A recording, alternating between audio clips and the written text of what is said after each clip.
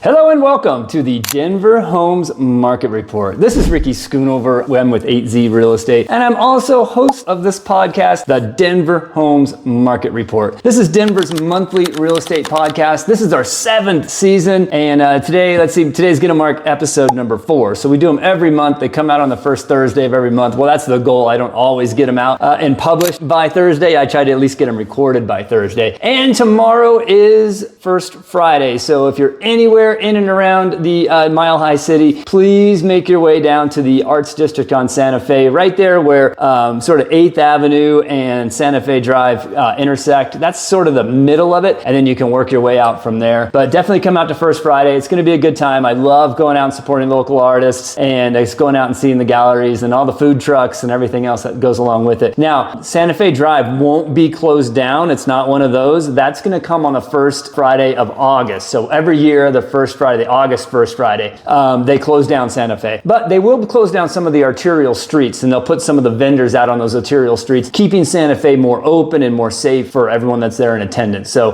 please do go out and check out the Arts District on Santa Fe. You know, stop in and have some sushi. Rakiyama Sushi's down there. Go into Mystic Lounge. It's actually an escape lounge, like an escape room sort of concept. I've never actually done their escape room, but they do have a fantastic lounge, and they put together some really, really nice craft cocktails. And I would actually suggest you go check out the Arts District outside of the first Friday, because the first Friday, everything's super busy and it's a lot of energy and it's a lot of fun. But go back like on a Tuesday or a Wednesday or a Thursday, any other day besides First Friday, and experience the district then, because then you really get to sit down, enjoy that craft cocktail, whether you're going to Mystic Lounge, which I just mentioned, or heading over to Renegade Brewery, which is right next door. Hi, Chris Lane. How are you?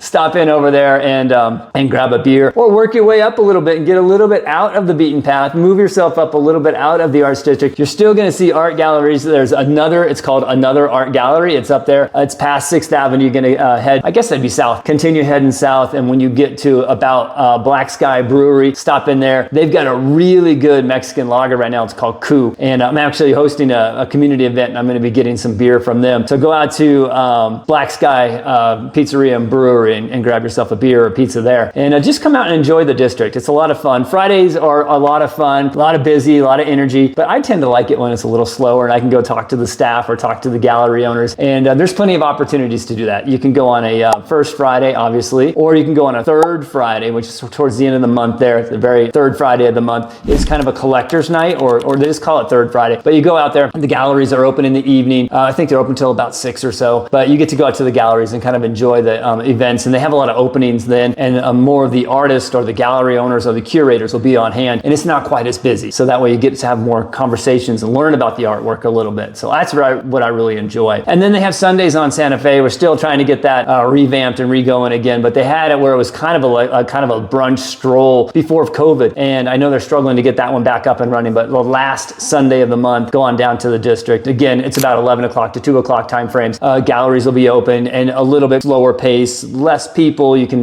get a little more intimate with the gallery owners and the curators and that kind of thing. So yeah, check out the Arts District. Anyway, let's get on to today's topic. So, I am the Housing and Relocation Specialist for the University of Colorado. The University of Colorado is the largest employer here in the state. And so I have a team all trained up anywhere from, going down to Colorado Springs campus, up here to the Aurora campus, all the way out to the Boulder campus. And then a lot of my business here recently has been coming from the Anschutz Medical Center out there towards Aurora. So I wanted to get on here and talk about it because I hear it from a lot of different buyers and potential buyers and clients are talking about, their biggest concerns. And I was like, I'm going to put this into a podcast because I'm hearing it over and over. And so I wanted to kind of just give you a little heads up about, what are the 5, not 10, not 20, what are the 5 biggest things that I hear about? So we're going to talk about that today. And, the first one is, should I wait for interest rates? We could be talking about this all the way since about 4 years ago, 3.5, 4 years ago, when the interest rate shot up to about 8%. And everyone's like, what do we do? How are we going to do this? And we got all kind of creative, right? We were doing 2-1 buy downs and things like that. And the thing that really I want to kind of touch on that is, you do a 2-1 buy down, say 4 years ago. Well, it was only 2 years that it was bought down. And then it went to the regular rate rates after that or adjusted some way after that. So anyway, do I think that waiting for the rates to come down? Right now we're right around 6.5, somewhere in there. They're kind of stagnant in that point. But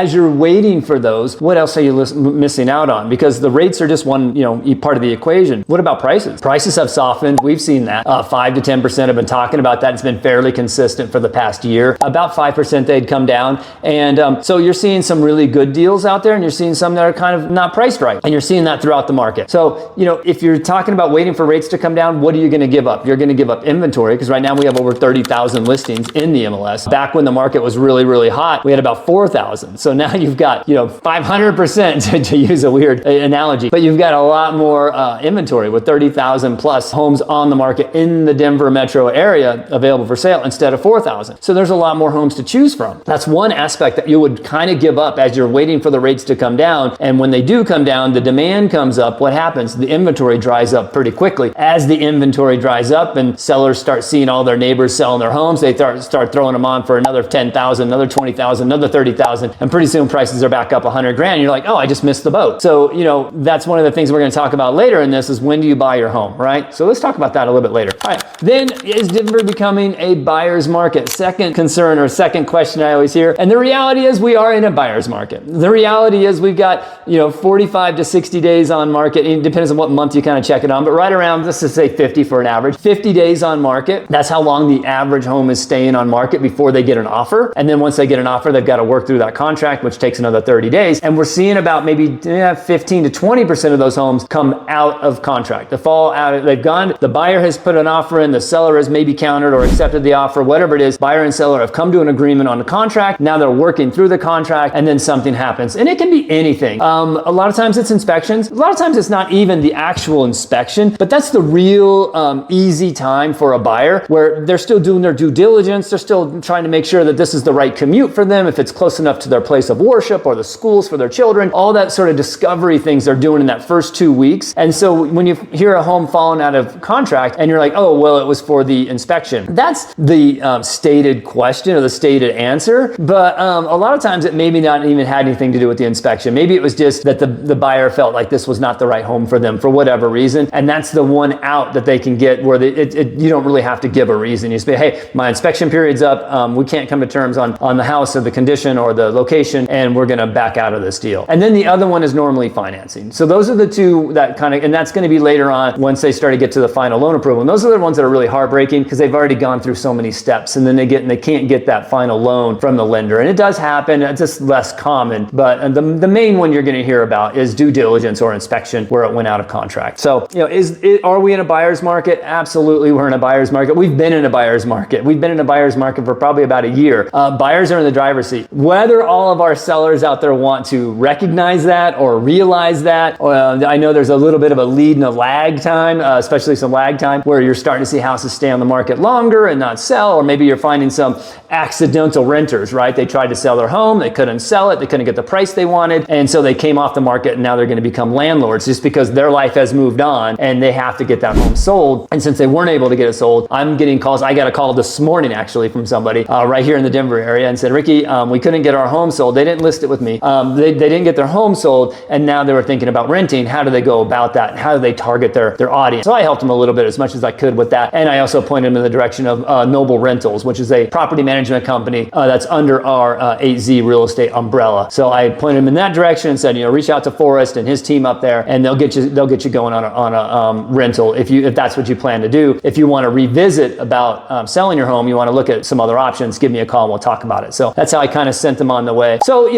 interest rates, should I wait? No, you shouldn't wait, because if you're waiting, what are you waiting for? You're paying every month on your rent or your current mortgage or whatever you have going on. Your life's on hold. If you don't absolutely have to sell, that's up to you. It's the right time for you. And we're going to talk about that a little later. And then the third concern, is the housing market going to crash? We can always run around like Chicken Little, like the sky is falling, the sky is falling. You can probably talk to 10 economists that are going to tell you, yeah, we're going to have a huge, crash. And then you can talk to 10 others that are going to say, no, the market is showing some resilience and we're strong enough. And the rates are not so sky high. They're not at 8%. They're back down in the 6s, maybe even dropping into the 5s for some people. I just closed a deal not that long ago. They bought the rate down, but they got it down to the low to mid 5s. So that was really good. So there are ways to redo the financing, maybe get a little money from the seller as a concession, and then use that money to buy your rate down down, and you're paying up front, that interest up front, to get a better rate overall. So I don't see the market crashing. I do see us kind of bouncing along here, 5 to 10%, which we've been doing for a year.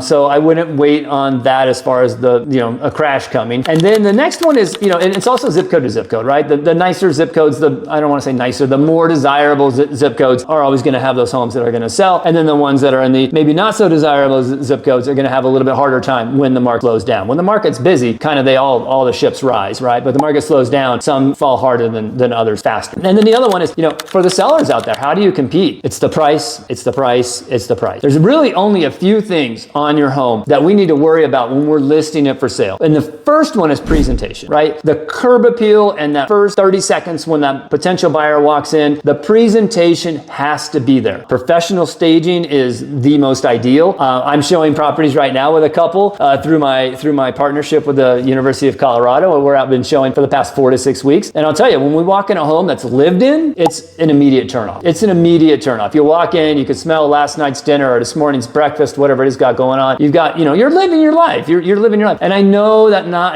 that's a super luxury thing to say, right? It's a really thing to say that, you're going to move out, put all your stuff into a storage unit, you're going to move out into another house, and then you're going to put your home up for sale. I get that. I get that that's not going to be the situation for everybody. Not everyone has that luxury. But if you can swing it somehow, some way, of either, renting out an Airbnb and moving into an Airbnb and putting your stuff in storage, maybe some of it goes in the garage if you have to. But if you can get the home completely empty, professionally staged, I'm telling you, it's going to work. It's going to help you get a higher price point and a quicker sale. But presentation is just that, right? We've got to presentate. Now, what's the next thing? Merchandising, professional photography, right? I always use orchestrated light. Hey, Christopher Weber out there. Always use orchestrated light photography. They're the best in the business here in Denver. And I don't even let my clients pay for it, even talk about it. I'm like, what? I'm taking over the marketing for you. So I'm going to be taking on all the expenses for the marketing, and we'll be using orchestrated light for your photography. And here's why. And I can show them plenty of examples of my homes that I've sold that have amazing photography. And that's the first thing that every buyer's first going to see, right? They're going to see the photography. They're going to be going on to Zillow and all those other sites. And if they don't see in the first 1 or 2 pictures something that they're really excited about, they're going to move on to the next listing. So presentation, merchandising, which is part of the marketing, just making sure it looks right, making sure it feels right when that potential buyer walks in, that's it. And then it's coverage, right? Then it's your marketing. It's getting out there and making sure that everyone in the area knows your home's for sale. Whether, for me, what I do is I'll put it in the MLS. I will walk the neighborhood with open house flyers and then have an open house. And that's when I start my showings. So everyone in the area knows I got my for sale sign out there. We've got brochures out there. We've walked the neighborhood. We've done social media blasts. We've done postcards out, mailed those out. So that is all in the marketing and getting the coverage out there. So if you've got presentation, you've got merchandising, you've got marketing, what's left? There's only 4, right? There's only 4. Price is the price.